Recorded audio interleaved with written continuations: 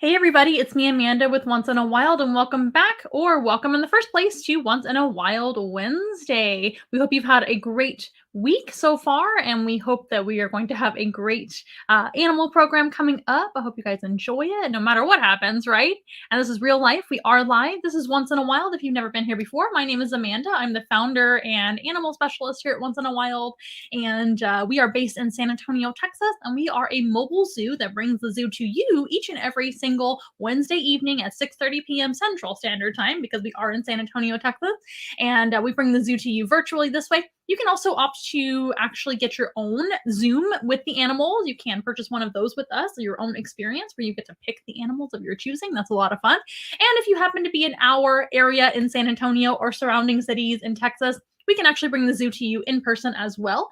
We are broadcasting each and every Wednesday, though, for free. And if you guys want to help us out, you can go to onceinawild.com/donate to sponsor our animals or donate a amount of your choosing that way. Without further ado, let's go ahead and get started.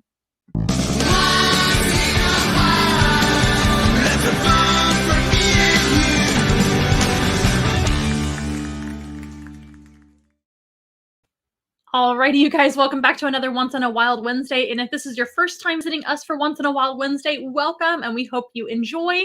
Each and every Wednesday, we try to bring a few animals on the show, and sometimes I have an extra human with me, but I happen to be the only human here tonight.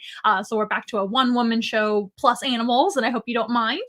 And hello to our family and friends and followers over on Instagram. We're broadcasting on Instagram as well as all of our other social media that we typically broadcast on simultaneously. And we are looking for more YouTube subscribers. So if you do want to help us out for free, a great way to help us out is by following the links below in the description or going over to YouTube, Facebook, whatever your platform of choice is, Instagram as well, of course, and following us over there. We even have a TikTok, Twitter, LinkedIn. We've got all the things. So give us a follow or subscription there. That's a great way to help us out. Another great way to help us out is to actually share our videos.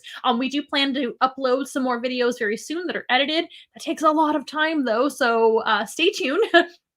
And we should have some more uploads at some point for you guys to enjoy. But I hope you guys do enjoy the live streams in the meantime. And we have done well over 100 live streams now, lots and lots of them.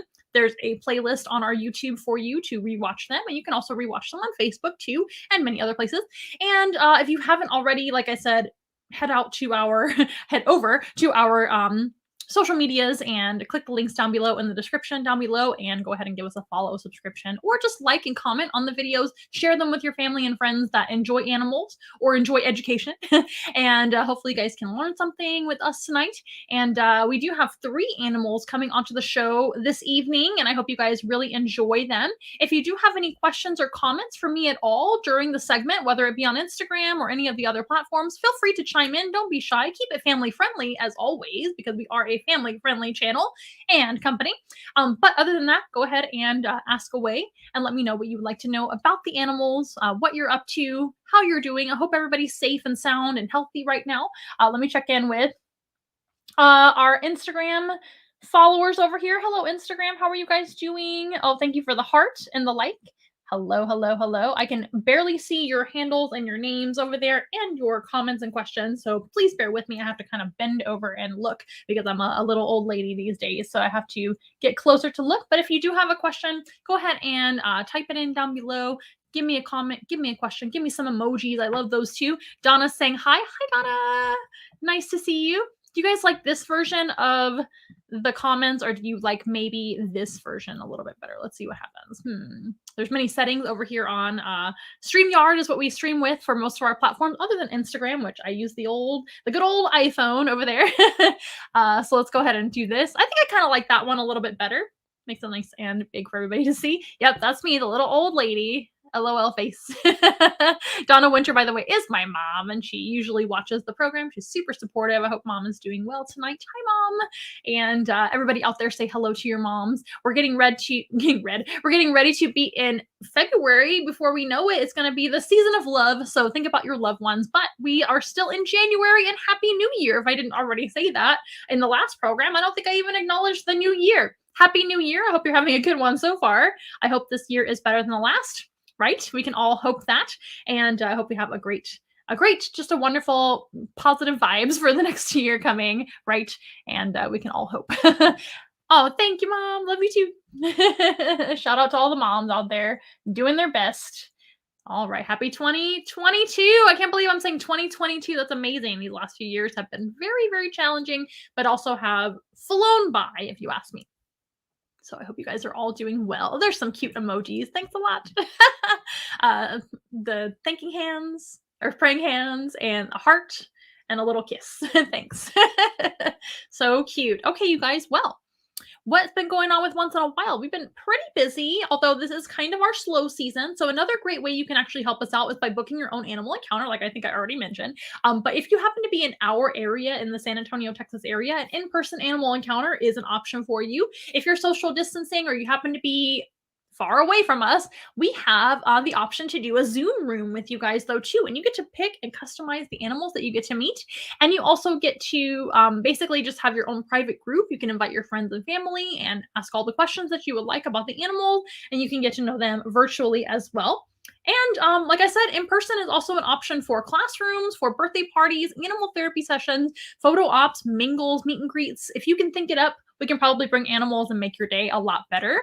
And we would love, love, love to help you out in that way. So let us know if you're interested. You can find more information and our contact number at onceinawild.com. And if you're interested in just giving a little donation or sponsoring our animals, we have sponsorship available on Patreon now. And we also have options for donations like Cash App, Venmo, and PayPal at onceinawild.com/donate. So we greatly appreciate all of that. And if none of those things are for you, that is okay as well. We understand. Just watching today is a great big help, and commenting and sharing and subscribing and following is always a great free way to help us out as well. But I just want to make sure that everybody knows those options. We even have an Amazon wish list on our website as well that you can actually send us items that we pre-selected for the animals that we need, like animal food, bedding, cleaning supplies, etc., that we always kind of need. So you can feel free to send us some of that as well if you would like. And that is always a huge help with any sort of animal company. I've worked for several of them in the past, as you guys probably know that have watched me before. And every animal company, we constantly need supplies all the time, just like any company really, but us in particular. So let's go ahead and get ready to meet some of these beautiful animals. I've actually brought on 3 reptiles today for you guys to meet. I hope you guys love reptiles. Reptiles are some of my favorite animals. I am wearing a chameleon shirt today. I'm not really sure exactly what type of chameleon is supposed to be on my shirt. Kind of looks like a mix between a flapneck chameleon and a female Jackson's and maybe a veiled chameleon, or it might just be an artistic interpretation of a chameleon, but it's a super cute shirt, and I actually got it at Old Navy, not a sponsor. But I do love this shirt. I don't believe they sell it anymore, but a lot of people did buy this shirt when it came out, and I think it even came with shorts, but I didn't get the shorts, so I'm not that extra. I'm wearing blue jeans today, if you guys can see over on Instagram. Just good old blue jeans. But reptiles are some of my favorite animals. They're part of why we started Once in a Wild in the first place, specifically for snakes, because a lot of people misunderstand and are a little bit nervous around snakes, and you might be outright terrified of snakes. Snakes have always been one of my very favorite animals, and I always say they're my favorite animal now because they're very misunderstood. They're super easy to work with for the most part. I mean, they really don't make a big fuss for the most part. Most snakes are very, very easy to work with and hold and handle for programs. Not every single snake species is appropriate for everybody to be handling, right? Because there are some species that are definitely a risk to handle and hold with your bare hands, for example. Some people choose to do that. We don't necessarily have any of those type of snake, like venomous snakes or anything like that, but I do love them equally all the same. I think that snakes are some of the most beautiful and most misunderstood and unfortunately most hated and persecuted of all the animals in the animal kingdom. They serve an amazing purpose in the animal kingdom, which is part of the natural food chain, right? They eat a lot of stuff. They're carnivores. They eat rodents. They eat birds. They eat sometimes other snakes and lizards too, depending on the species. Sometimes when snakes are babies, they will actually eat all sorts of lizards and things like that. And that goes for lots of different snake species, but that's another tangent I could talk about another time. Yeah, they're not noisy either. Another super great thing about working with snakes is they're not super noisy, are they? They're not like birds or some noisy mammals, even humans, dogs, that are very, very noisy. And I kind of prefer a quieter workplace and household. So snakes have always kind of been one of my favorites to take care of. They're very, very quiet and polite. no claws to scratch you with, right? Now, they're not without faults themselves. There's definitely snakes that are harder to work with than others. I mean, as you guys know that have handled any sorts of animals, every snake, every animal has its own personality. You might be surprised to know that snakes do have their own individual personality. Each and every individual is different from another. Even if it's the same species side by side, they're going to have their own personality, but every species kind of has its tendencies. And I definitely have some that I favor a little bit more than the others, but snakes in general are my favorite animal grouping, if you will, because they're just my favorite to work with and very misunderstood. It's great, great, great to teach people about them and kind of change their minds, maybe, or at least warm them up to changing their mind about misconceptions they may have. So, would you guys like to meet a snake? It's actually our largest snake in the collection currently. It's definitely not the largest snake I've ever handled or worked with in the past. But currently in our collection, we just have a handful of snakes. We've got 12 of them. And this happens to be the largest, and he's still growing right now. So I have to actually retrieve him out of his travel bin first so you guys can see him. So I'm going to do that, and then you're going to see him. He has been on the show before, but he might be new to you. I'm not going to assume that you guys have seen him before. Oh, come on, buddy. He is only about 4 years old. And this guy can get a lot bigger than what he is now. This here is David Boa. He's a boa constrictor, and specifically, he's actually a Colombian boa constrictor. He's absolutely gorgeous. Now, he is a hypomelanistic, just ever so slightly. Hypomelanistic just means lighter colored than he would be in the wild. They do have the same pattern as this, more or less. Every individual is an individual. They have a different pattern, just like we have a different fingerprint or thumbprint, whatever you want to say. And every human looks different too, right? But for the most part, their pattern is going to look like this, and but be darker most of the time in the wild. Now, every now and then, we might see a hypomelanistic or lighter colored animal in the wild. It might spontaneously happen, but David here was bred with care by a captive breeder. Well, he's not captive, but he was captive bred. The snake was, not the breeder. I mean, I guess he was technically as well, now that I think about it. But he was captively bred in the care of humans, not wild caught, which is very important to me, not to necessarily promote wild catching of certain animals for the pet trade. If we can avoid that when we can, you absolutely get a healthier animal for the most part. But my point being is that he was actually selected for his color. His parents were anyway, and through selective breeding, that's the word, selective breeding, through lots and lots of fun genetics that I'm not necessarily an expert in because I'm not a snake breeder. I just love them and am a snake expert, if you will, but I definitely don't breed snakes, so I don't know much about it. But what I do know is that genetics are involved and they are selectively bred, just like cats and dogs are for their coloration, body features, etc. And he was done so, his breeder did so, or maybe down generations before this breeder even had his parents, for the coloration. So it was definitely on purpose by humans in this case. And but it might happen in the wild every now and then. It's just a lot more rare because the more pattern that blends in and hides you from all the things to keep you safe is probably going to live on and continue down your genetics throughout your babies and all of that. I hope this is making any sense whatsoever. But in the wild, whatever pattern keeps you safe is probably going to continue, right? Those babies are going to have that pattern, and the babies that don't have that pattern may not make it because they're a little bit more easy to see by predators as babies. And these guys aren't too terribly huge when they're little babies first born. Now, notice I said born and not laid from eggs. These guys do not actually lay eggs. A female Colombian boa constrictor, which is what David here is, a Colombian boa constrictor is found in Colombia, of course, but in Central and South America is where you find the boa constrictor guys. But this is a Colombian boa. Now, when a female is gravid or pregnant, she can have up to 30, maybe 40, 50, and up to 60 babies inside of her. And she actually does give live birth. It is not a egg laying process. Now, like every animal out there, as far as I know, we come from eggs inside of our mother, right? But they don't lay hard shelled eggs or even leathery shelled eggs like most other snakes, right? They actually will give live birth. So they can have lots and lots of babies. And when they're babies, they're pretty small. I would say they're no longer than, I would say maybe 10 inches long at birth, maybe a little less, a little more, depending on the individual. and they do have many babies. But when they're babies, they're especially vulnerable to potential predators out there in nature, like birds or mammals or all sorts of animals that might eat them, other snakes sometimes, depending on, well, maybe lizards, all sorts of things in the South American and Central American jungles. Lots of predator options out there. So if they do not have a pattern that's going to hide them well, they may not survive. And then they may not grow up to have children of their own. And, down and down the line, we don't get as many hypomelanistic animals because the ones with the darker colors and the pattern that blends into stuff is going to, of course, survive to make more babies. I hope that makes more sense. Yeah, it's David Boa. Gemini says, hi, Gemini. Nice to see you. Gemini 1379. It's been a minute since you've been on the program. We missed you. Hello, Ricardo. Hello, Donna.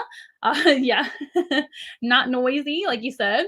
Hi. As you can see, I can highlight your comments and questions. David is probably Ricardo's favorite snake in our collection. He likes the larger snakes. I tend to be drawn more towards really any snake, honestly, but I kind of like the colubrids or the smaller, kind of more thin-bodied snakes. That's just my preference. I kind of like them. I think there's a lot of variety in them.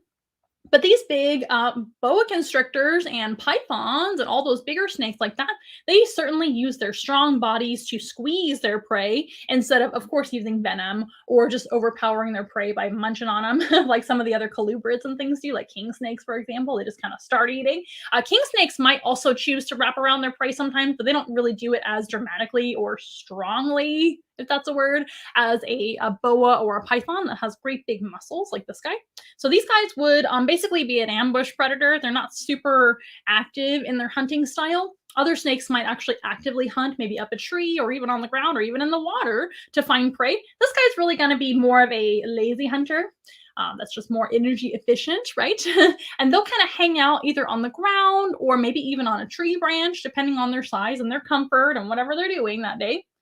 And they'll just kind of hang out and wait around for the most part for an animal to come by. It might be a bird, it might be a mammal, occasionally might be a lizard. They're not really known for eating other snakes, but not to say it couldn't happen if they were really hungry. But usually these guys are going to seek out mammals and birds for eating. And remember, they're not really actively hunting them. They're going to be hanging out, relying on their camouflage to stay safe from their predators, but also relying on their camouflage to stay hidden from their prey. So the prey didn't even see them there. That's what they're hoping. And as the prey walks by or hops by or slithers by or runs by or flies by, depending on the snake and depending on the prey situation. But for this one, remember, it's going to be like a rodent. So maybe we'll say they walked or climbed by the face. That's when he's going to reach out and grab them with their teeth. Now, these guys do have teeth. They do not have fangs. Their teeth are more like sticky Velcro, and they stick right to their prey because their prey are usually covered in fur or feathers. That makes a lot of sense. It's kind of like the soft end of the Velcro situation, right? And these guys will reach out and grab them with a striking maneuver, right? That's usually when they move the fastest, is striking out. And they will grab the prey and immediately wrap around them if they're ready to eat. Now, if they're not feeling hungry, they might just strike to defend themselves. They might just bite, and hopefully the animal that's scaring them will go away because they're trying to scare them away. That's really the only couple of reasons why snakes bite at all, is for maybe defense a little bit, but also if they're hungry.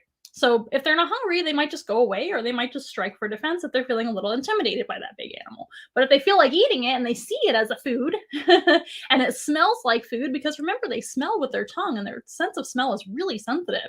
These guys have a specialized Jacobson organ that tells them a lot of information about smells. And that will actually be via the tongue. So the tongue will come out. It's a forked tongue. That means it has 2 points on the end of it. It can help them smell in different directions as well, almost like the antenna of an insect on the head. Instead, they have a forked tongue to give them a sense of direction. And they don't have any external ears, so that's really limited as far as how they can get directions with hearing, right? They don't really hear very well, having no ears. And so the sense of smell is very, very heightened on this animal and all snakes. And the forked tongue basically comes out and goes back into their mouth, senses the potential prey. The brain goes, ooh, that is probably prey. So then they will strike, wrap around with the front part of their body, give it a nice squeeze until it's ready to eat, not moving anymore, and then they can go ahead and proceed to eat it. The snake doesn't eat very often in the wild. They usually eat about once a month. Here at Once in a Wild, we do offer David food about at least every other week to see if he would like a rat every now and then. He's still a young guy, so I'm still feeding him about that often. As he gets older, we will lessen the amount of time that he eats per month. So as to make sure that he's at a good body weight and to make sure that he's not getting too junky, because that is very common with this species of snake. They can actually get pretty overweight if you're not careful, and make sure they don't get overfed and all the things. So did you know that a snake can get fat? No, you do. But these guys, like I said, in the wild, they'll kind of sit still, wait for their food to skitter, crawl, run, fly, slither by, whatever it might be, and then they will reach out and grab it, wrap around very tightly. They're extremely strong. As you might notice, I do not have him around my neck. That is actually not a great idea with a larger snake like this. I just have him over my shoulder, and that just helps me to hold him up so you guys can see him. And he is very sweet. I don't anticipate him ever trying to hurt me, but he could potentially squeeze my neck, and that wouldn't be a very good show for you guys, right? I wouldn't be feeling good after that. I might have some consequences, right? So we don't really do that here once in a while. We can do over the shoulder like this. And then if he gets a little bit too much there, I just move him off my shoulder. But he is super strong. These guys are definitely to be respected. I wouldn't say they're dangerous to humans by any means. They're really not an aggressive snake towards humans at all. Boa constrictors, Colombian boa constrictors especially, are known to be pretty docile snakes overall for handling, but they are to definitely be respected, just like any animal, right? And he is really big and really strong. And he's only 4. These guys can live potentially into their 50s, maybe 60s. I knew one that was super old. I would say 40s is probably more common. But this type of snake, the Colombian boa constrictor, for females, I mean, they can get really large. I would say 60, 70 pounds, especially if they're gravid or pregnant. And they can get about 12, maybe more feet if they live long enough and keep growing, because they keep growing their whole life. But David here is a male, so we don't anticipate him getting super huge, maybe 40, 50 pounds, and maybe around the 10-foot length. But that's still a very large snake, right? So he needs to be respected. Now, David's only 4, so he's got a long life to live ahead of him, we hope, right? Right. It's a pretty long-lived species, like I was mentioning. Oh, you guys are giving me some emojis. Thank you so very much. That's so cute. And over on Instagram, David says, hello with his forked tongue. Now, I love the boa constrictor's mouth. They do have kind of like a mustache mark in the front of their mouth there. Super cute. And remember, this is a Colombian boa, but there are many different species of boa constrictor in the Americas. There are all sorts of different ones. Now, we're live on Twitch. Oh my gosh, are we really? I didn't even think about Twitch yet, because Twitch is new for us. Thank you so much for watching today. This is Once on a Wild Wednesday. If you're just now joining us and it's your first time visiting, I hope you really like snakes, because you're meeting David Boa, one of our favorites to show here on the live stream and in person as well.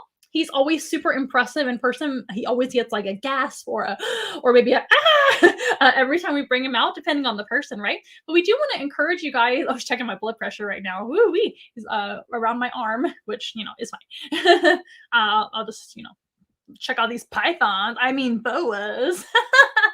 But a lot of people do at least have some sort of reaction when they see David Boa in person. He is just beautiful, number one. This is a gorgeous, beautiful snake, and just so beautiful and smooth. These guys get a really weird, hopefully going away reputation for being slimy. I don't know whoever told somebody a snake was slimy, because they're not. They're the opposite of slimy. They're dry. Slimy actually has to do with amphibians and their mucus on their skin. Reptiles have nothing of the sort. They're dry, they're waterproof. They're literally the opposite of mucousy or slimy. And I think they just get a bad reputation for people that have no idea what they're talking about. And that is from their shininess. They're very shiny, but they're dry. It's just like leather or, like a football, basketball. It's a leathery texture to it. It has a little bit of bump because they do have scales, and their belly or their ventral side has totally different scales. Can y'all see? Super shiny. And they're like larger and almost like the slats of a roof on a house. And that helps them to get around and climb trees and do all sorts of fun things with their belly.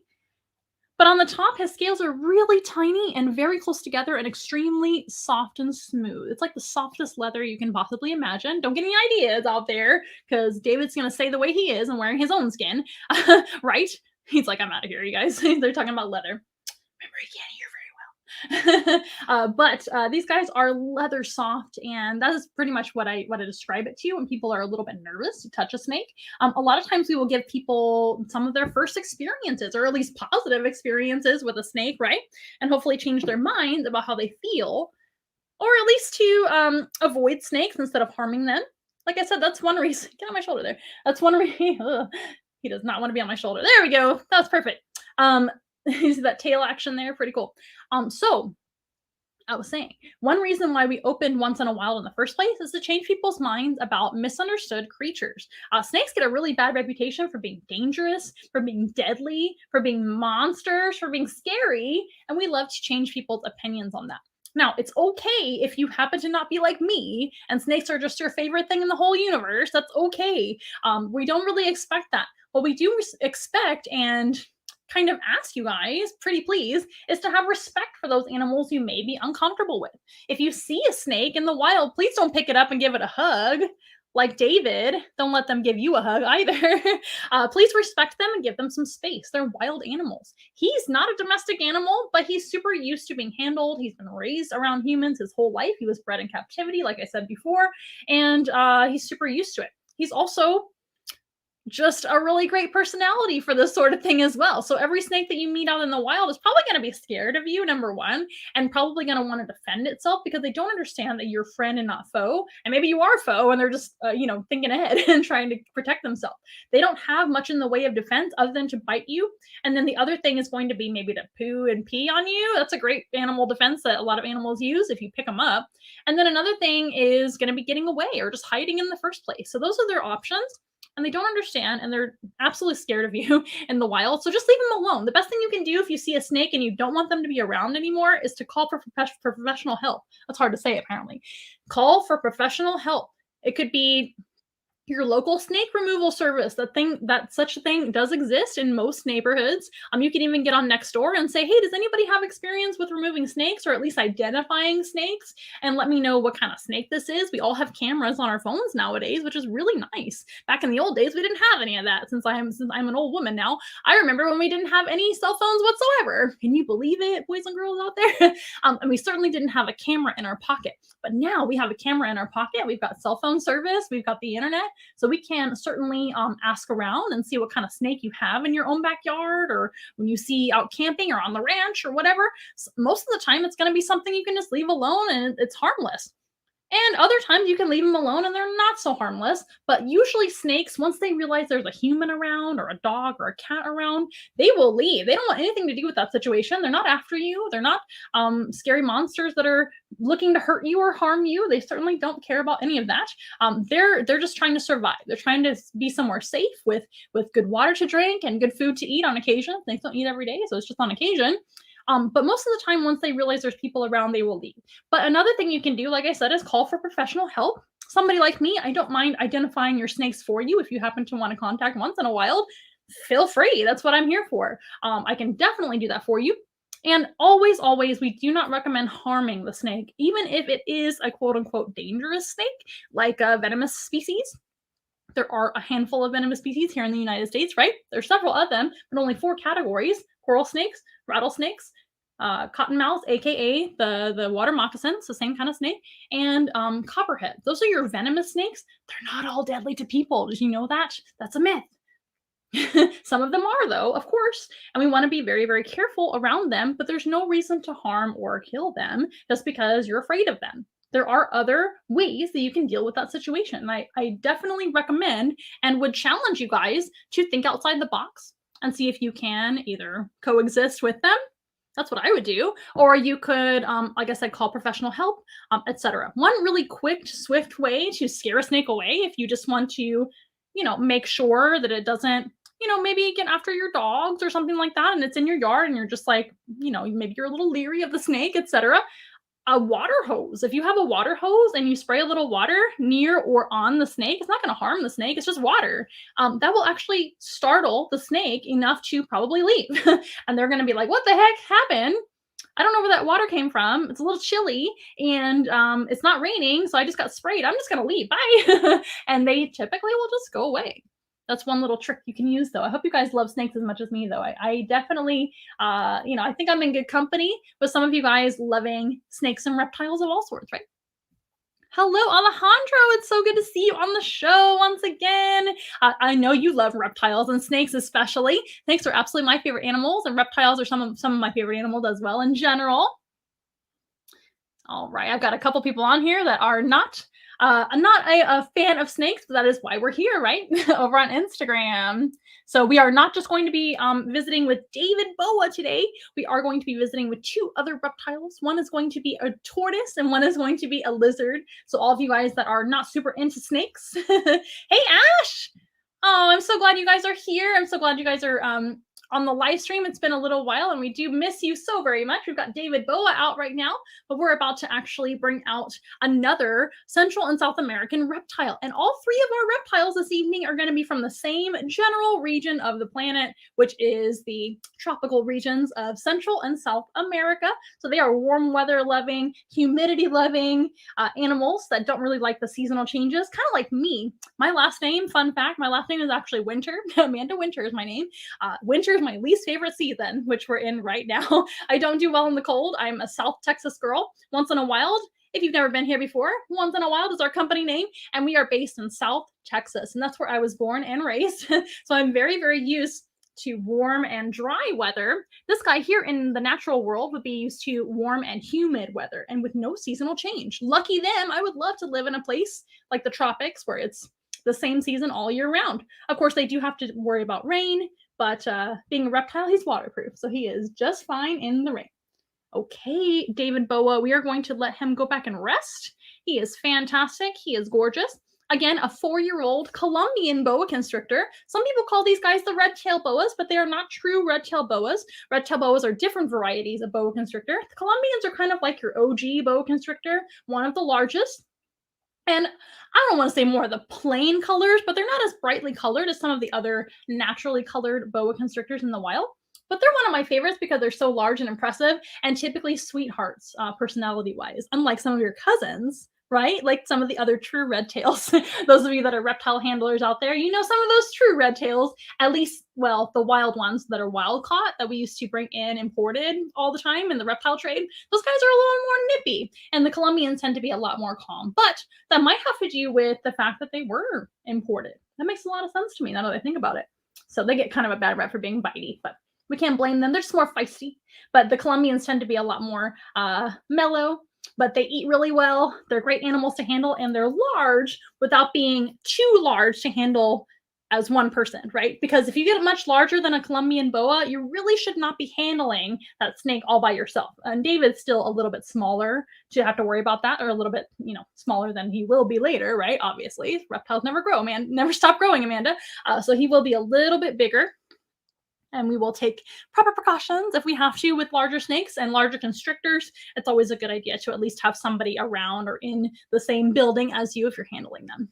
So let's go ahead and let David go ahead and rest. I hope I'm not rambling too much. I feel like I'm way overexcited to see you guys tonight and very hyper for some reason. I don't know why. Maybe I'll, I just need to calm down.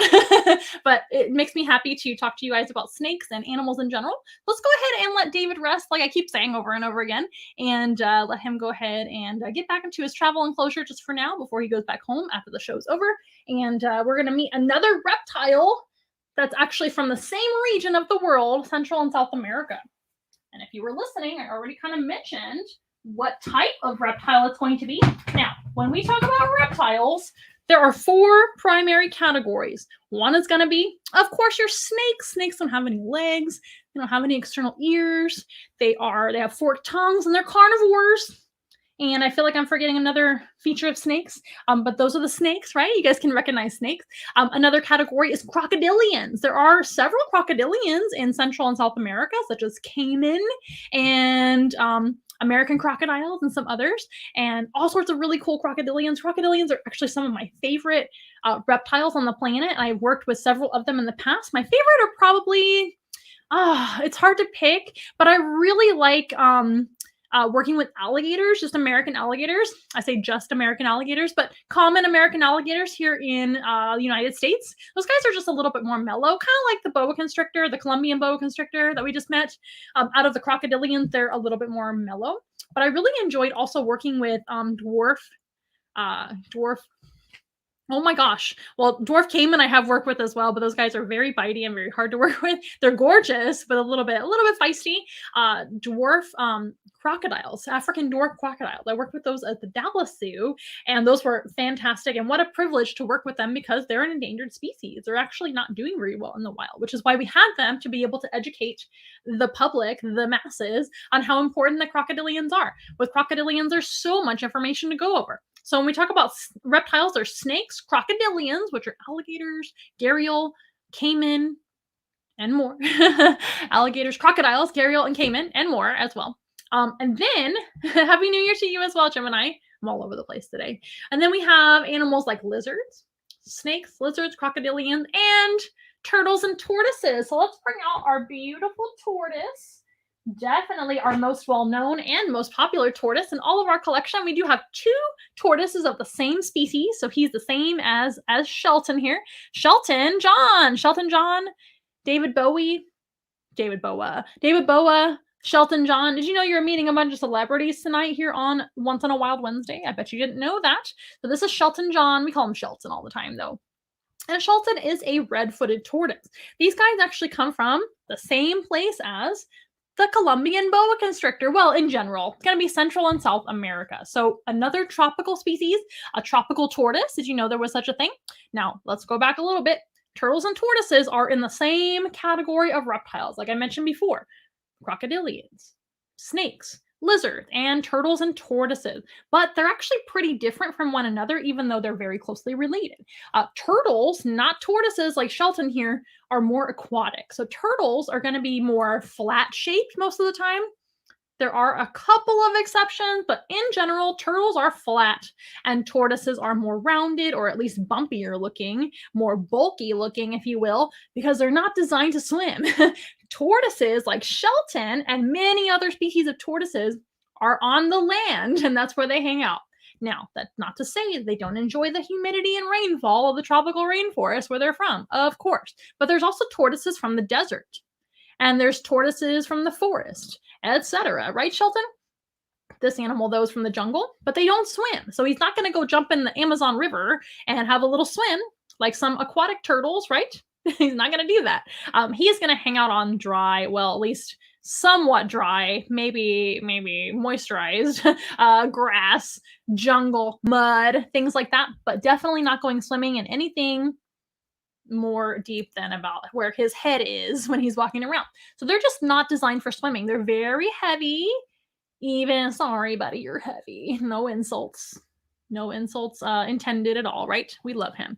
But they are dense. They're heavy. They're not buoyant. Buoyant means floatable. They can float.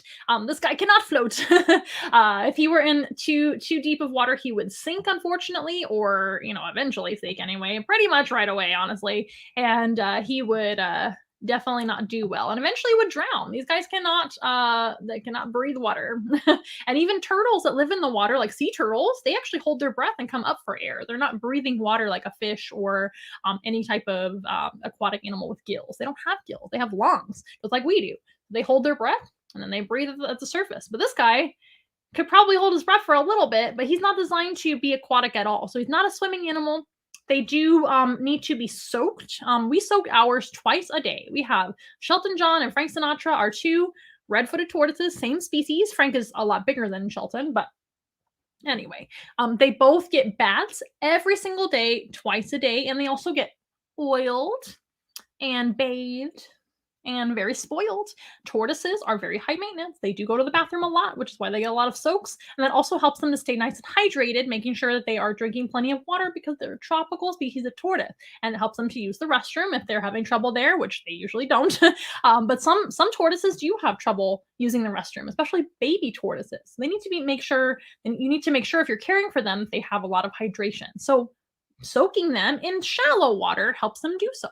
So again, not an aquatic animal, but does enjoy moisture for this species and humidity and rainfall, etc., etc.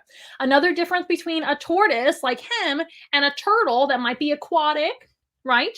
Like a sea turtle, a alligator snapping turtle, a soft-shelled turtle, a box turtle even, which isn't fully aquatic. Those guys are actually semi-aquatic.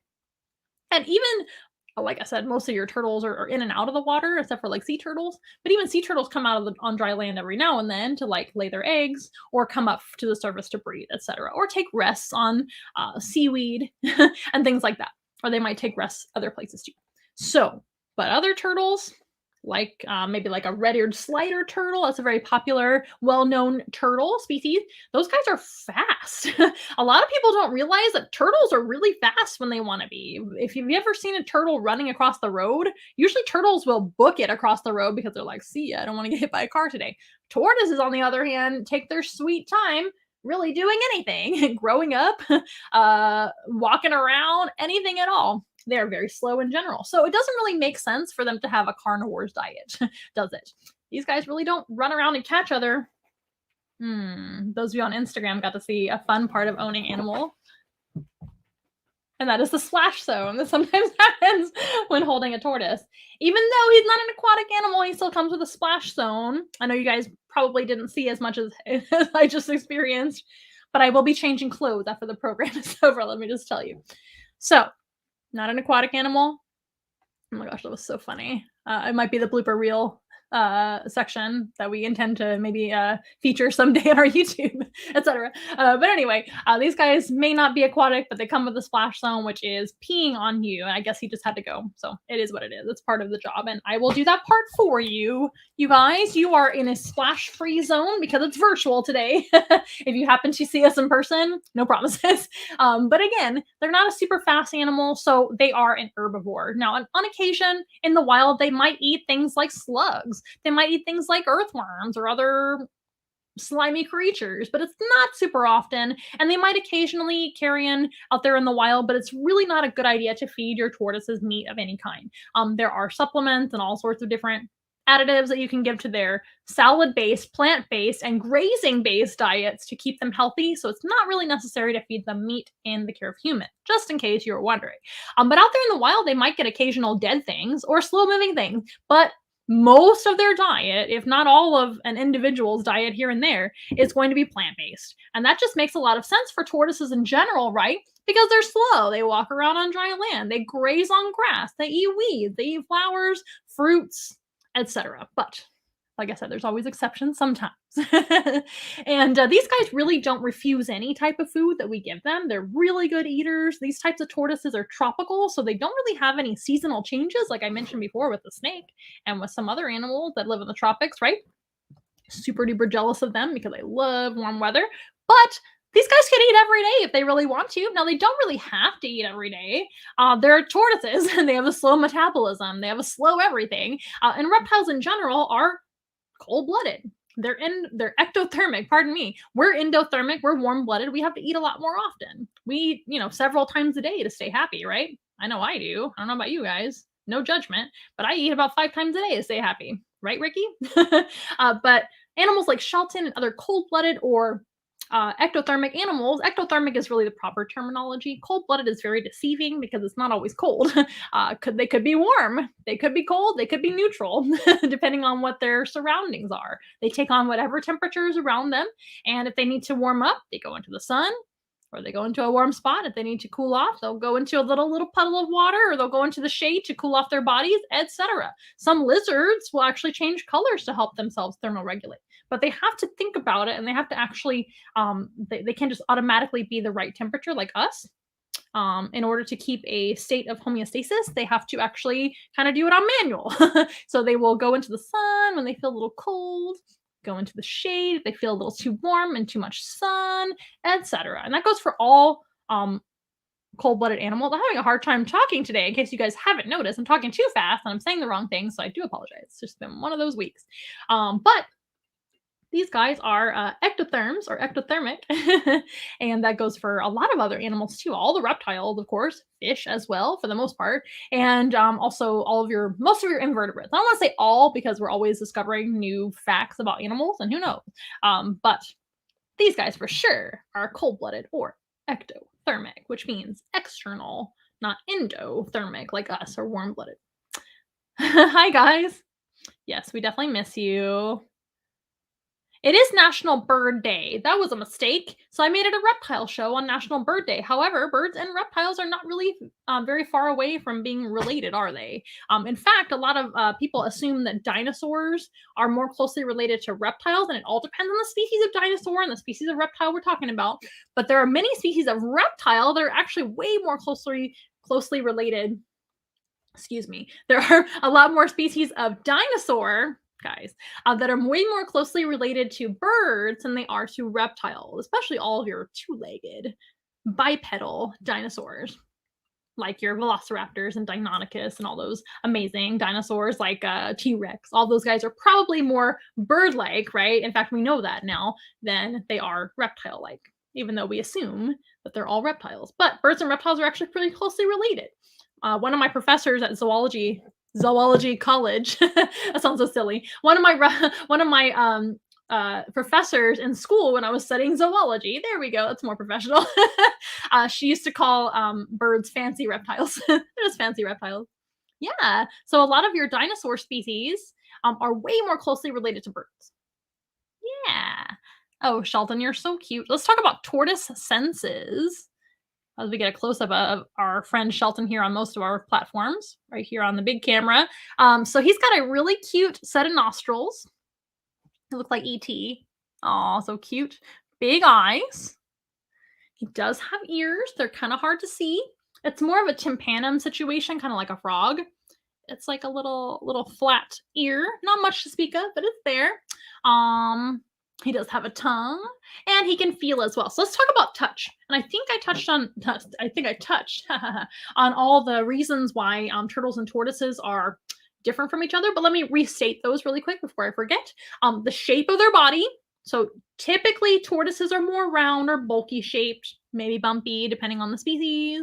This species actually should not have as many bumps as Shelton does, but Shelton is a rescue animal, and he probably got the bumps from improper diet before we had him here once in a while. Remember, these guys really shouldn't have a ton of animal protein, so if he got too much animal protein or just the wrong diet in general, he might have developed these bumps from that, and it is pretty common. But now he's got a great diet, so hopefully he won't progress in any of those bumps as well. He is a growing boy, though. He does have a lot of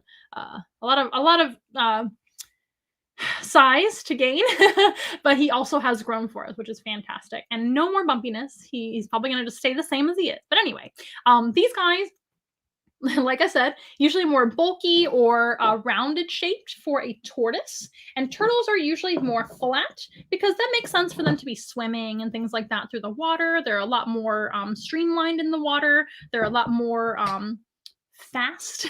They can move a lot quicker with a streamlined flat shell through the water, and even in general being a lot more faster, a lot more fast, more fast.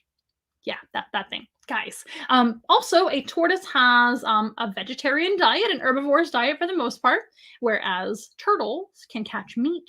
Turtles can have an omnivore diet sometimes, which means they eat a little bit of both. Some turtles eat more plants than meat, and some turtles eat more meat than plants, and then everything in between. But tortoises really don't eat animal protein at all, especially none really to speak of, I would say. Always exceptions, like I said, but not really to speak of in their diet overall. They're really an herbivore.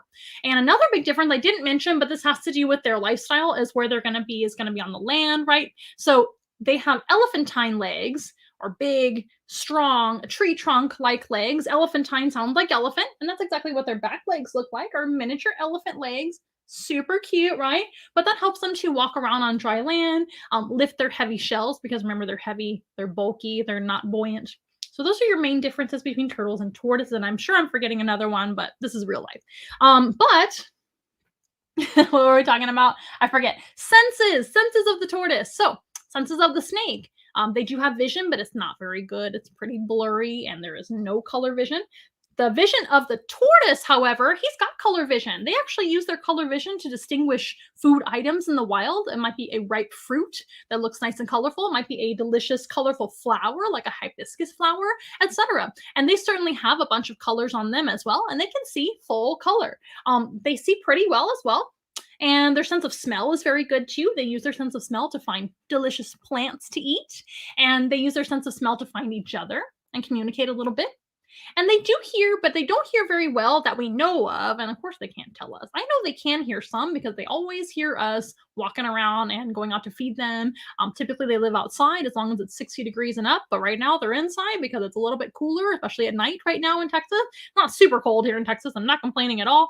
But they're indoors most of the time nowadays. But if we open the door or come into the room that they're in, they will actually perk up and say, "Oh my gosh, humans must mean food," etc. Or maybe they're just happy to see us. I don't know.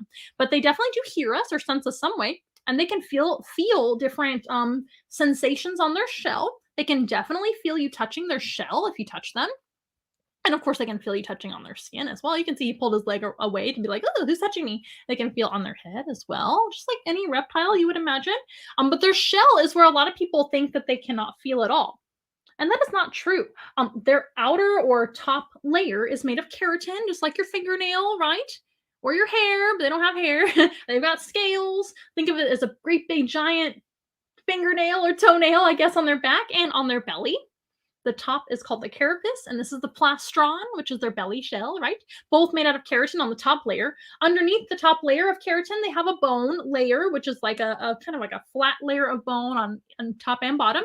And then in that, they actually have nerve endings in between all of that. So they can feel sensations of touch. They definitely appreciate a good scratch on their back because guess what? They can't really reach their back to scratch like other animals can scratch their backs. A lot of tortoises are seen in the wild and even in the care of humans, scratching their back up against maybe the side of their enclosure or a fallen log or a rock or even just like a fallen tree branch with a bunch of branchy pieces like this. And they'll go get a nice back scratch by scratching their back underneath that. A lot of tortoise enrichment is made to give them a touch sensation of some sort as well. And they can certainly feel heat and cold changes as well. They can definitely feel all of that. So sense of touch is definitely a big one for them too. And the sense of taste. So they have all 5 senses are pretty good for this species. I would venture to say, best guess, in science, as far as we know so far, we could be wrong because we're always learning, right? I fully admit. I'm kind of agnostic that way. In science, we're always learning, right? And we don't really know because they can't tell us or explain to us, but I don't believe that they hear very well. That would probably be, I would venture to say, their least sensitive sense is their hearing ability, although we do know that they hear deeper, lower tones better than higher tones. So that makes a lot of sense because they're not really a super vocal animal, but maybe they're saying things that we don't hear because we don't hear their tones, right? So who knows? But just like the snakes don't have any ears, we assume they don't hear very well, but who knows, I guess. But that makes a lot of sense if you don't have any external ears, that hearing wouldn't be your best sense, right? And these guys have very slight little tympanum circles. Tympanum is like what we see on a frog. A frog's ear. Frogs hear great. We know that because they communicate with sound a lot. And they definitely respond quickly to sound. But who knows? Maybe tortoises are just really mellow and they don't react as well to sound as other animals, and we just assume things that we don't know. That was really good to see you, Gemini, as well.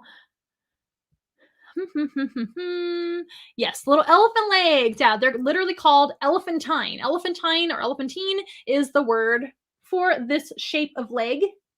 An elephant, of course, has elephantine legs. And a tortoise has elephantine legs, too. Super cute. And you love Shelton. We love Shelton, too. Everybody loves Shelton. I can't think of anybody, maybe except for one person that I met a long time ago, that doesn't like a good tortoise. Tortoises are really cute. They're pretty harmless to humans, although they do have a beak to bite with. Some people do ask me, is he a snapping turtle? He is not a snapping turtle. And that's usually in person when we do in-person animal encounters. And I think people are just a little bit nervous around animals they're not familiar with. Not everybody, and I take this for granted, not everybody has a lot of experience with some of these animals, right? And so they maybe have like assumptions or they're just guessing that it's this type of animal. Some people guess that he's a box turtle because of these beautiful colors.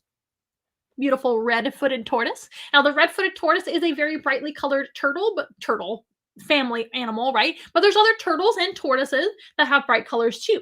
Now, the going theory as to why they are so brightly colored is actually for camouflage, and that doesn't really make sense, right?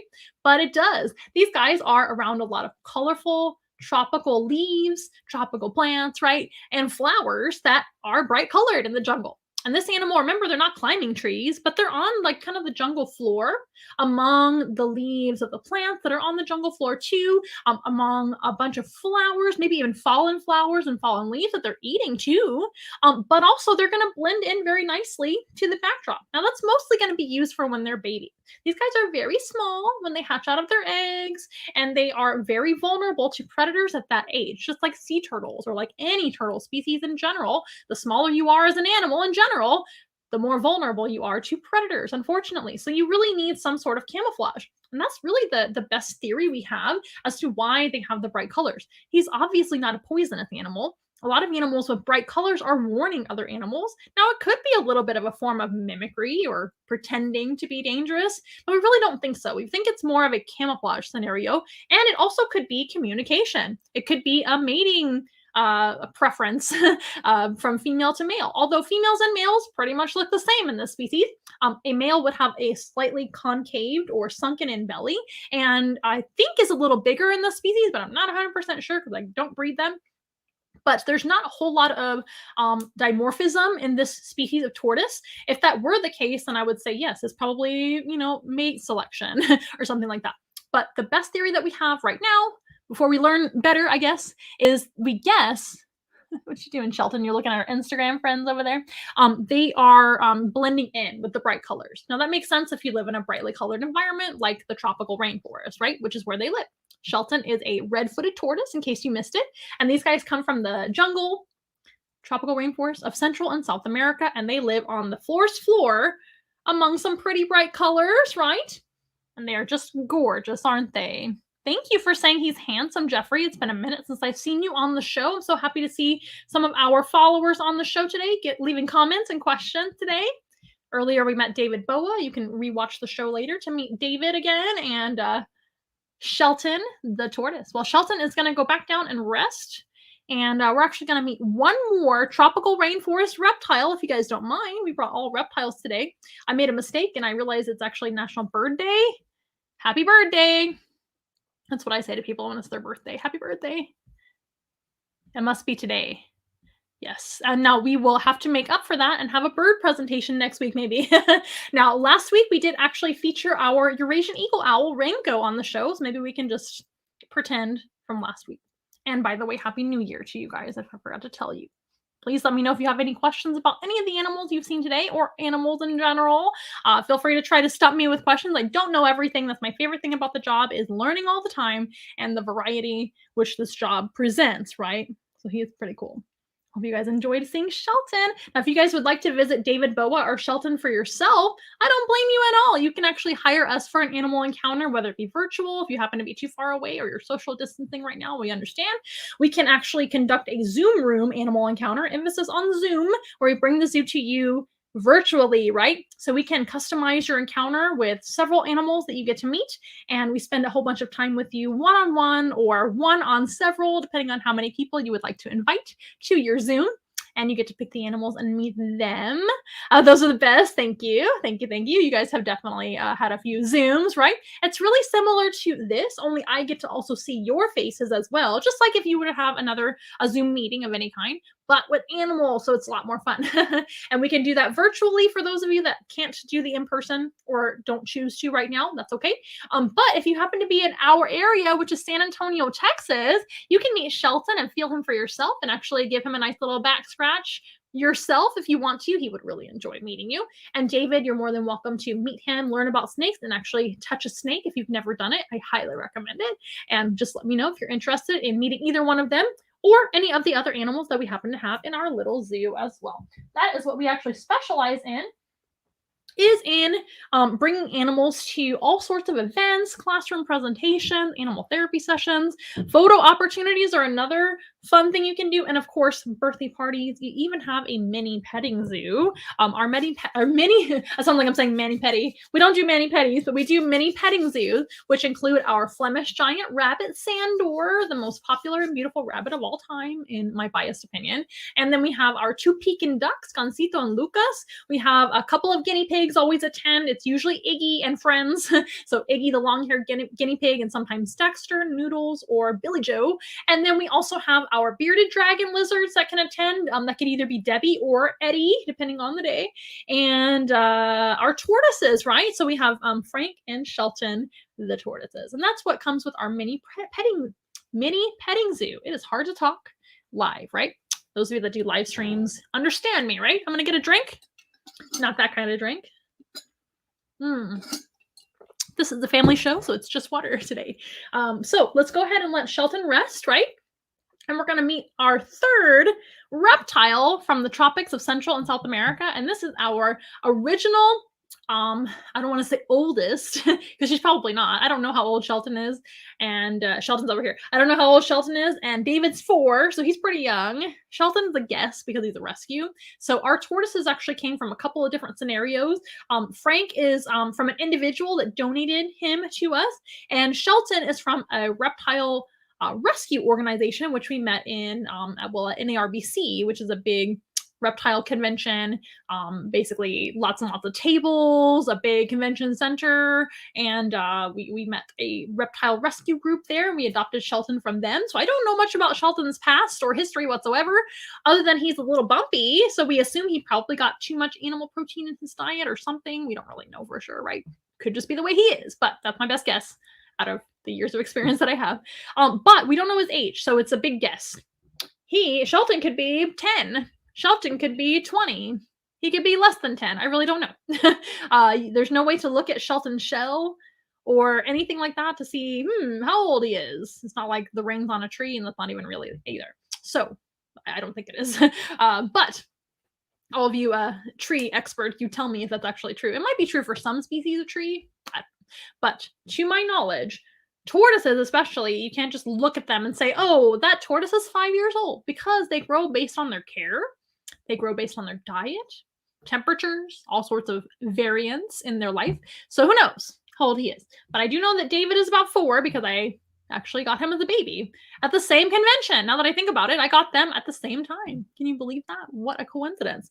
But this animal that you're about to see next, I've had this animal for a long time. Not super long, but she's one of the animals that it's kind of like our OG animal with Once in a Wild, animal ambassador wife.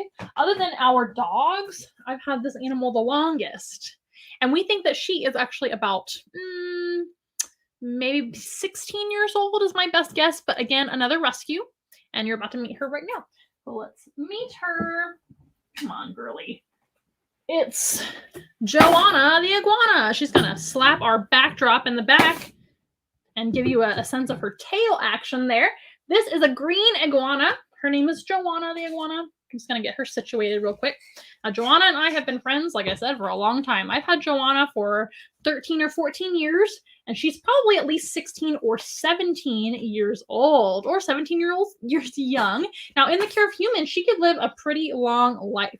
In the wild, this might be about old for them, and you're not old. I'm sorry to insult you. Settle down.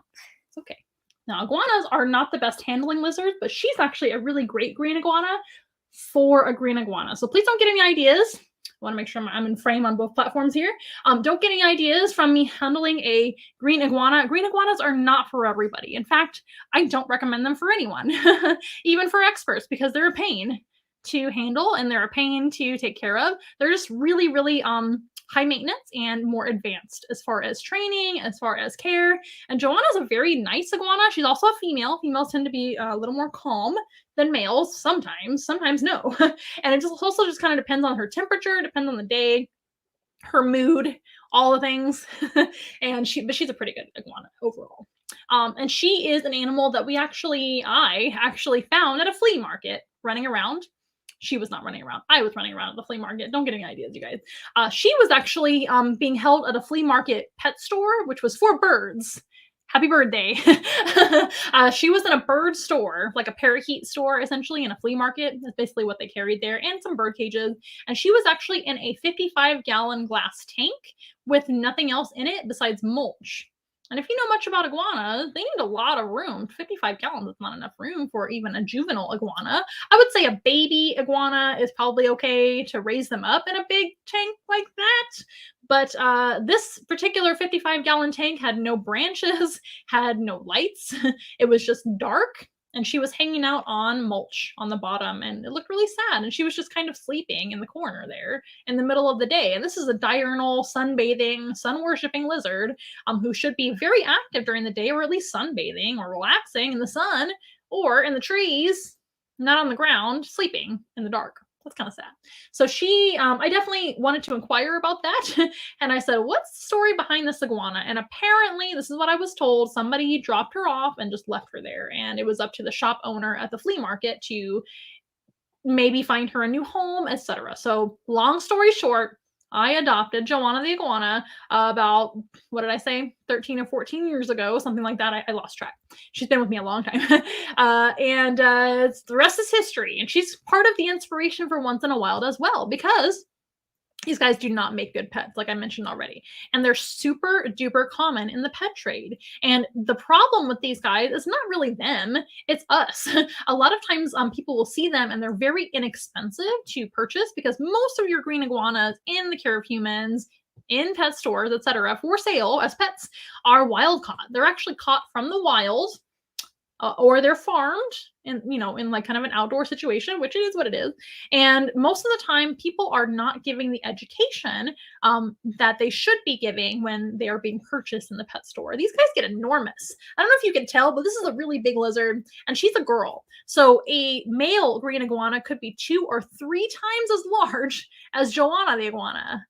And she's already too much lizard for the average person, in my opinion. I think she's amazing. She's actually one of my favorites. Not only have I had her a really long time and I love her, she's like one of my children. But also, she's a very uniquely handleable green iguana. And she's got a lot of cool information to talk about these lizards. I love them. So I actually titled my video today, What Makes an Iguana Awesome? Iguanas are awesome. They're just not awesome pets because they're wild animals, and emphasis on wild. Once in a wild. The green wild is for Joanna the Iguana. But these guys are very feisty most of the time. They're very, very defensive is probably the best word for this animal. In the wild, they are actually another vegetarian, like the tortoise. Shelton is down there still. Hi, Shelton. Shelton's a vegetarian, an herbivore. These guys are also herbivores. Some iguanas are a little bit more omnivore in their habits. They might eat a little bit of bugs, worms, things like that. But the green iguana, which is her species, is primarily an herbivore. They really don't eat much else other than leaves, flowers, fruits, vegetation. That's it. And this is a very highly arboreal or tree climbing animal. They're more comfortable climbing on something or being perched up on something to be away from danger, to be among tree leaves for security, to hide from predators and things like that. So this is an herbivore, a vegetarian. So you might be thinking, oh, what a great pet. They're Vegisaurus. Vegisaurus, Lex, Vegisaurus. Not the case. These guys actually have a lot of reason to be feisty and a lot of reason and to be a defensive animal in the wild. Because remember, they're in the jungle and there's lots of dangerous animals up in the trees that might eat them. You might be able to think of some.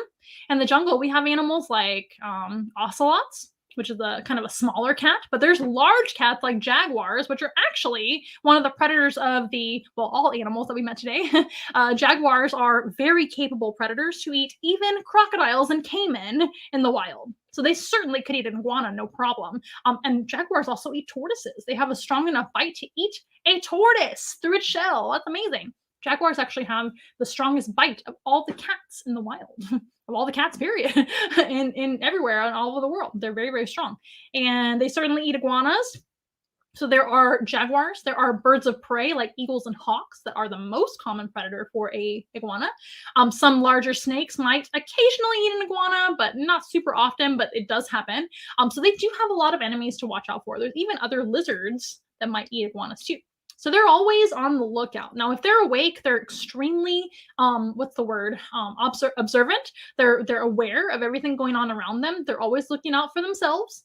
Very defensive, like I said. So if they're looking around, they're going to be kind of, just making sure everything's okay. And some of their defenses, if they see a threat or experience a threat, maybe they get grabbed by a predator, etc. And this is what kind of makes them a poor pet choice for most people, is when they get grabbed, their instincts take over. They might whip and well, whip is really the best word. They might whip and wag their tail everywhere, or really, really wag their tail. I'm going to show you her tail. Whoa, it's so long, I won't even fit in frame. You guys on Instagram get a taste of the tail down there. It's long and it's very sharp.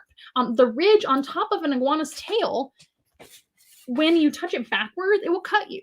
So that is a great weapon to use, just like a big bull whip with a sharp ridge, to basically whip your enemies right in the face.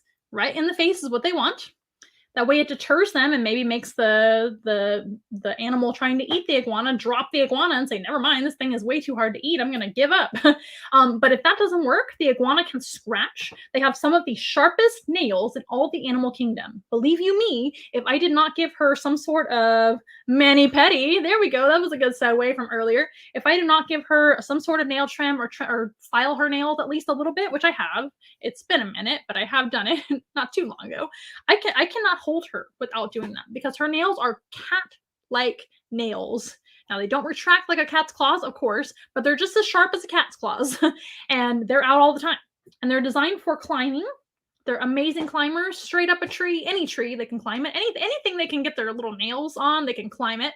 Bird cage, fence, whatever it might be, as long as they can get a grip, Joanna, they can climb very, very well. That's what they're designed to do. Climb up a tree, stay in the tree, and be safe. But again, if they need to use their nails to scratch, they certainly can. They sometimes will use their back leg and kick and scratch. That was a terrible impersonation, but they'll kind of like kick, like a lot of animals will do. And if that fails, they can bite. And this animal also has some of the sharpest teeth in all the animal kingdom. Yes, they do. Now, the previous animal we just met, the tortoise, he has 0 teeth, but he still has a sharp beak, right? Almost like a bird. Happy birthday. There we go again. But a bird and a tortoise or a turtle have a lot in common because they have a beak instead of teeth, but that's a very different maneuver to be able to eat. That was also a terrible impersonation. This is definitely the blooper reel show, you guys. But they, a tortoise or a turtle even, they're chomping their food and trying to like maybe tear off a piece to eat, or eating something whole, but it's like a chomp, right? These guys have very sharp, tiny teeth, very tiny, but many, many, many, many, many teeth. If you know how many teeth an iguana has, please research that for me, because I don't know. And they regenerate their teeth if they need to, just like most reptiles can if they have teeth. Like a crocodile, for example. Most lizards can do this too. If they need to grow more teeth, they just grow more. Isn't that handy? But they can use their razor sharp teeth to basically grab onto a big leaf in the jungle, in the tree where they live, right? Or a flower. They can eat a flower whole. Flowers are soft. But some of those big jungle, oh, she's taking a little nap right now. She's completely over this whole conversation. She's like, good night. I'm just going to pretend like you don't need this. That's Joanna's personality. But she will razor off a piece of that big leaf with her razor sharp teeth. That's what her sharp teeth are made for. But they can also defend and draw copious blood of the enemy if she needs to, right, Joanna? She's like, copious blood? Where is it? She woke up. But yeah, these guys are amazing at defending themselves. And my favorite thing about the green iguana, there's so many cool things, but my favorite thing about the green iguana and other lizards too, including other iguanas, is they actually have a third eye. It's really hard to show you guys without upsetting her, because I have to like kind of tip her the other way. But she actually has a perennial scale or perennial eye on top of her head, which looks like a tiny little zit. And yeah, you want to show everybody your perennial eye? She's like tilting her head for me.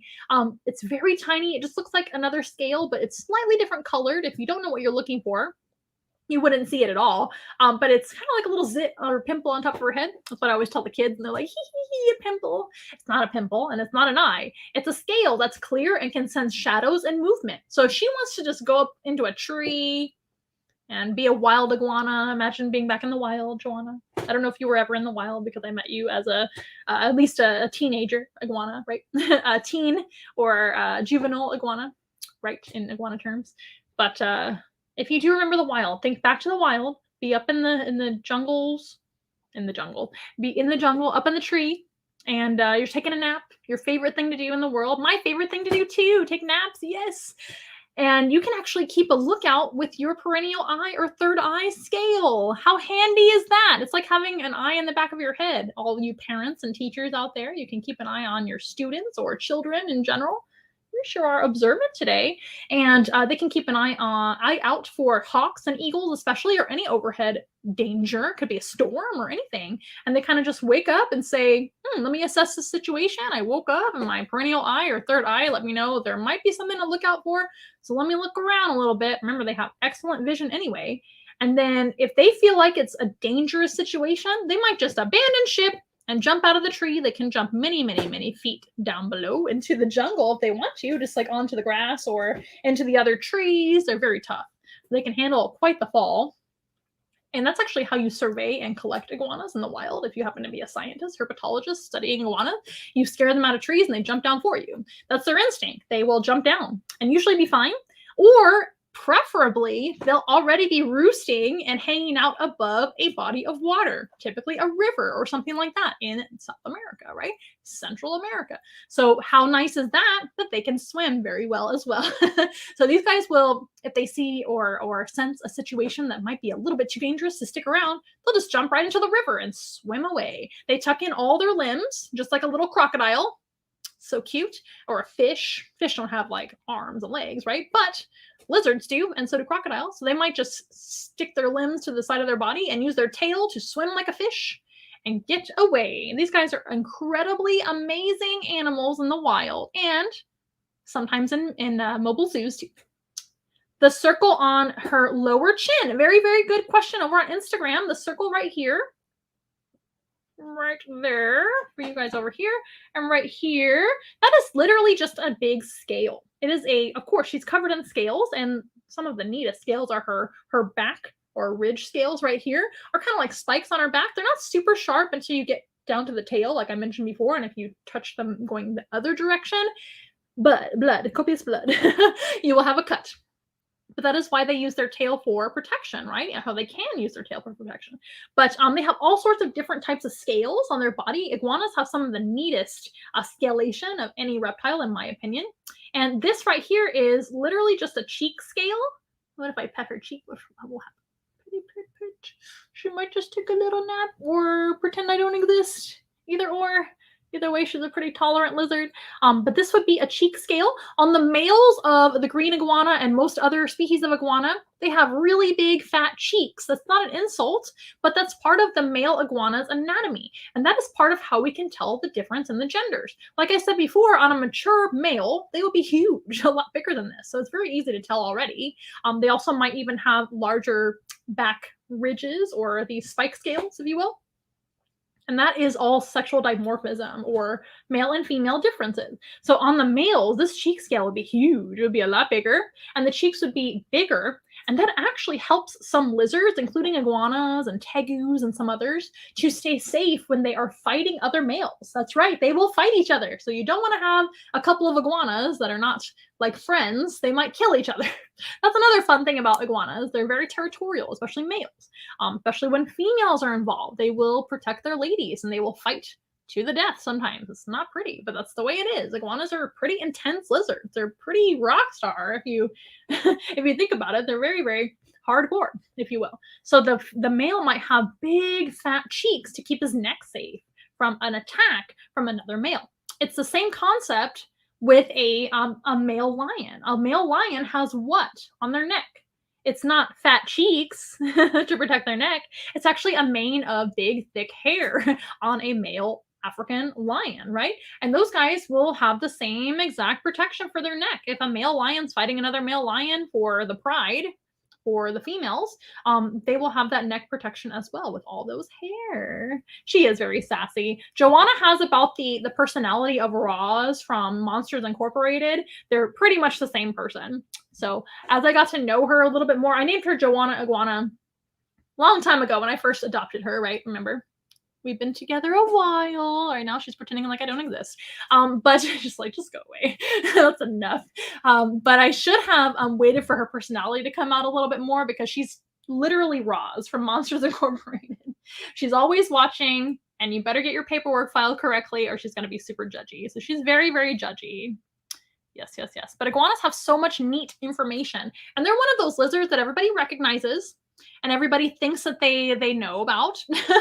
But I love teaching people about animals that they assume they know things about. And you might know some things. I'm not trying to insult you by any means. I'm not trying to insult you either, Joanna. Some people do know about her, and they at least know something, right? But a lot of people are surprised to know that they're herbivores, which is another fun thing that oftentimes when they are sold in pet stores that they are not educated on, and then they're fed things like bugs and not enough vegetables and things like that, and they become very sick. Animals like this as well need a lot of arboreal space, as you might imagine. This is an animal in nature that exists literally living in the jungle in a tree. Can you provide a jungle and a tree in your house? Then you probably shouldn't have an iguana. If no, right? Now, if you live in Florida and can keep these guys, well, I don't even know if they're legal in Florida right now because they're invasive down there. But a similar environment to that, where it's tropical all the time, you can keep them outdoors in a great big pen. We actually do keep Joanna in a great big pen outdoors most of the time. But like I said, like the tortoises, they have to come in because they're ectothermic, right? You remember, they're cold-blooded, so they cannot be out when it's super cold. And anything below 60, a green iguana really does not tolerate very well. Now, 60 and sunny is fine on occasion, but not every day, right? So they really prefer high humidity, high heat. So we have to shower her a lot. She gets lots of showers. She's showered with love and water. She gets lots of baths. She does have a pool to swim in most of the time. It's usually a kiddie pool or some sort of similar situation. And that is most of the time, most of the year outdoors, because we do live in a pretty warm climate here. Climate, not client. You guys are the clients. We would love to have you as our client. Guys, you can make fun of me all you want. This is a fun show today. But these guys do prefer a hot, humid climate, Amanda. So we do keep her outside a lot, but we have to make sure she has humidity as well. So it's kind of tricky. They're not easy. And for me, it's not the housing. It's not any of that. It's not really the care, although that's a big part of it. They have to have a lot of sun as well. As an ectotherm or cold-blooded lizard, most lizards, tortoises, etc., they need a lot of sun to stay nice and healthy. These guys require pretty high UV and pretty high heat, but we actually accomplish that with the sunlight outside most of the time, and they're very happy that way. If you can do that, maybe an iguana might be okay for you, but for me, the biggest deterrent that I would ever give somebody is it's just the handleability, their personality. These guys, if you don't know what you're doing, you can get extremely badly injured by your lizard. They're very dangerous. She's pretty hardcore, like I said before. They have the razor sharp teeth, which a lot of them do actively want to bite people. Especially the boys. The boys will be very territorial. It also might waver from season to season, depending on their mood, etc. It might depend on the breeding season. It might depend on the temperature. It might just be a moody animal that changes their mind every now and then. That can be very dangerous with an animal that has such sharp teeth, and it's a big lizard. Joanna, remember, she's a female, so she's smaller. Also, they have the very sharp nails, and if you can't trim their nails or file them on a regular basis, they're really not handleable at all unless you're wearing like gauntlet gloves and long sleeves. As you can see, she's doing pretty good because I have her trimmed up. Mani-pedi, remember? Also, they've got that whip-like tail. So they're really just not a fun lizard to have whatsoever if they're not nice. And that is very rare in this species. And there are a few exceptions. Some of the iguanas that have been bred in captivity that are maybe like different color morphs and things like that, it's still a very high maintenance lizard. And it all is kind of like, kind of backtracks to, is it right for them? And is it right for you to, for adoption purposes? But they are literally one of the worst pets I can think of as far as lizards go, because of all those factors. And I hope I'm making sense. but there are a few exceptions. As you can see, Joanna's one of them. She's actually pretty chill. She's wonderful for programs. We don't really let guests touch or hold her because she absolutely does not tolerate that from strangers. But she's great at just kind of sitting or laying on a table and letting people admire her and come see her and take photos with her. She's great for that. And she will eat salad in front of people, which is always a big hit. One of these days I'll have to feed her for you guys, and maybe I'll feed you guys too if you come visit me. But there are videos on our TikTok and Instagram of Joanna eating salad and looking just so cute while she does that. They have a really pretty pink tongue. Before we go, let's talk about Iguana Senses. So remember, they have a great sense of vision, full color vision. They see very far away and very sharply. They also see color to be able to determine diet and things like that, since they're herbivores in the jungle. They see all the colors. They also see with their third eye, which is kind of like an extra sense for them, a sensory of shadows and movement straight to the brain from their clear scale or the perennial scale or perennial eye on top of their head. That's pretty awesome. They do hear very well. You can actually see her ears right above that scale we talked about. See the cheek scale? And there's also a little circle above the cheek scale. That is her ears, and they do have really good hearing. They're not a super noisy lizard, but they do hear very well. You can see how observant an iguana is. They also have a great sense of touch. They can feel everything that touches them. What else? Taste as well. All 5 senses.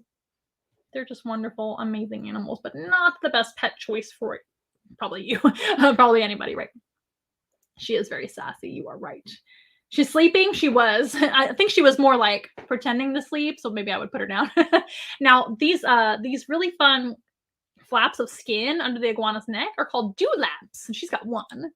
I use the plural term for some reason, but she's got one dewlap, and the dewlap can be used to actually attract mates when it comes to being a male iguana. Remember, the male iguanas are bigger. Oh, you're squishy. Oh, just close your eyes.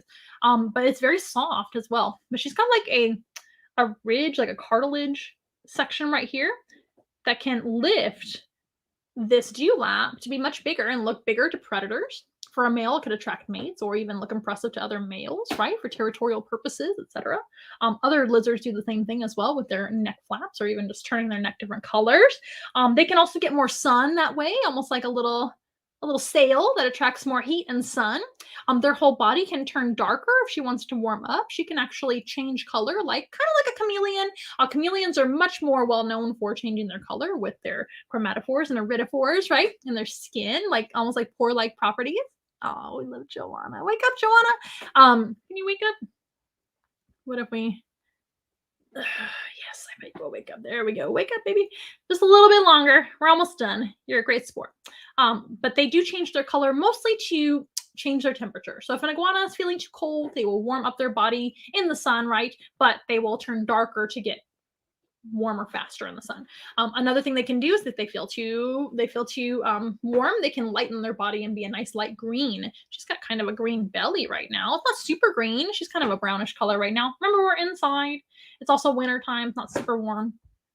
How much sleep do they need? That's a great question. I don't really know how many hours of sleep they need, but they're a strictly diurnal or daytime type of animal. So she will sleep all night long, but if the sun comes out, she will pep up and kind of wake up and look to go sunbathe. They also take a lot of naps, kind of like a spirit animal, right? Lots of naps in between. Most lizards are kind of like that. They'll take several naps throughout the day, but a diurnal species for sure. So usually the typical day of an iguana, remember, they don't have to deal with a whole lot of seasonal change in the jungle. So sun goes down, they sleep all night long, and they try to stay nice and still to be safe and hidden from enemies like owls at night or jaguars and things.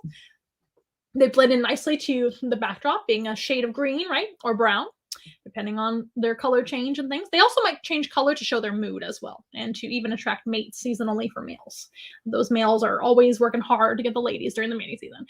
But in many ways, right? Pretty cool. But, which is another thing they have in common with birds. Isn't that neat? Oh my gosh, we're finding new things to talk about with birds every day, aren't we, Joanna? She's like, leave me alone. I don't like you right now, but I love you. Anyway, so they have for sleeping. So they're going to wake up in the day. As soon as the sun comes out, they'll typically start waking up. As soon as it gets warm enough and they feel their metabolism going, they might go get a little snack of leaves and fruits and maybe flowers in their tree that they're already living in. The tree is shelter, it's a bed, it's a home, and it's food for them. It's everything in one. a truly arboreal species living in the trees, not a terrestrial species like the tortoise. And the boa constrictor might be arboreal or terrestrial, depending on their size and how heavy they are, and if they feel like climbing, or depending on their mood and where they want to be. That's a great question, though, Ash. I really love that question. How much sleep do they need? Every animal species, of course, has a different sleep pattern. These guys tend to sleep a lot. As you can see, she wants to go to sleep right now, so maybe we should let her. Let's go ahead and let Joanna go back down and rest for a little bit, and then she can go back home to her indoor enclosure, which she does have an indoor enclosure when it's too cold to be outside. And she does have an outdoor space, which is much larger, but we can walk in. We can give her a shower. She can swim in a pool. She can climb on tree branches. She also typically does share space with our tortoises when it's warm enough to keep them outside all the time. And they get along just fine because they're both herbivores. And in the wild, they would be around each other as well. So you would have tortoises on the ground and on the jungle floor and iguanas up in the trees. And both of those are not predators. So they get along just fine. The boa constrictor, of course, lives by himself. He is kept singly, solitarily. Is that a word? I hope so. Most snakes are like that. Most snakes are actually solitary animals. They prefer to be all alone. Iguanas can tolerate each other a little bit if they're raised together, but you want to make sure and have a huge amount of space. And males are really not a good idea to have housed together. Tortoises of this species get along really well. Any gender. The red-footed tortoises, that's partially why I selected red-footed tortoises, because they're very tolerant of each other and all sorts of different situations. They're not a very pushy tortoise. Some other tortoises are actually pretty well known for like flipping each other over if it's two males, like for example radiated tortoises and sometimes even sulcata tortoises. They can be a little bit aggressive with one another, but red-footed tortoises and yellow-footed tortoises and some of those similar species are really not like that at all. They're actually pretty passive and peaceful animals. Well, I hope you guys have enjoyed our animal encounter. Remember, this occurs each and every Wednesday evening at 6:30 p.m. Central Standard Time. We have Once in a Wild Wednesday for free for you guys.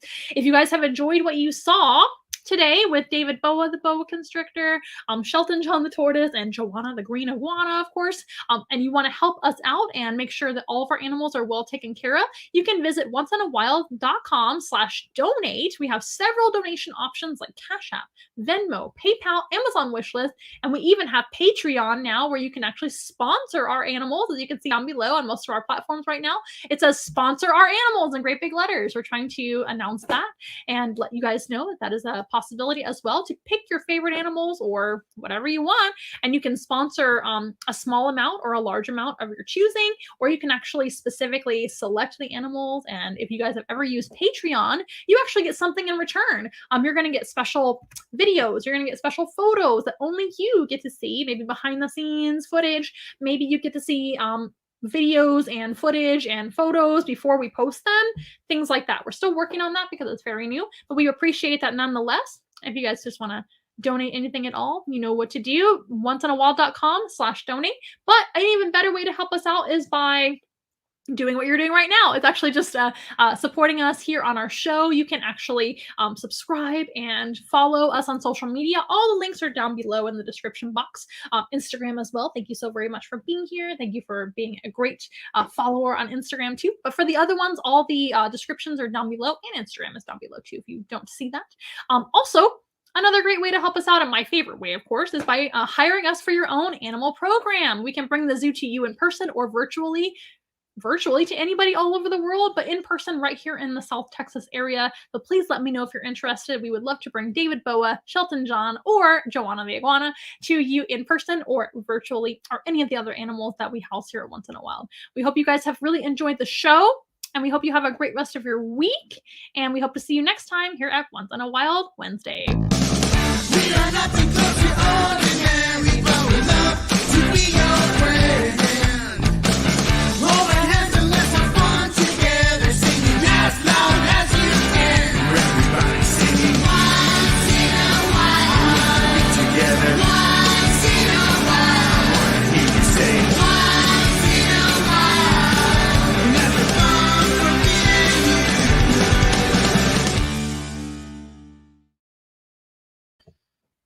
Bye, everybody. We'll see you next week right here in the same time, at the same time, in the same place, all over social media for Once in a Wild Wednesday. We hope to see you next time. Bye.